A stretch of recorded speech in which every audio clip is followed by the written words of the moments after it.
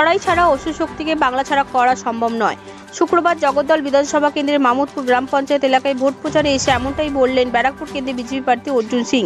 এদিন তিনি বড়ামোড় থেকে প্রচার শুরু করে বিস্তীর্ণ গ্রাম ঘুরে মামুদপুর পঞ্চায়েতের অফিসের কাছে প্রচার শেষ করেন।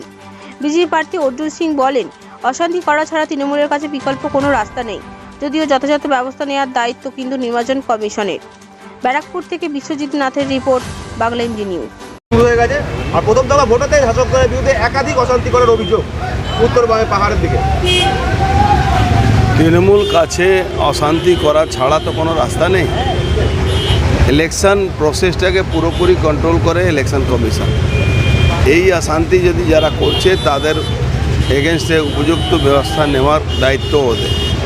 এবার প্রত্যেকটা জায়গা ভারতীয় জনতা পার্টি কর্মীদেরকেও বাড়ি থেকে বেরিয়ে ভোট করতে হবে।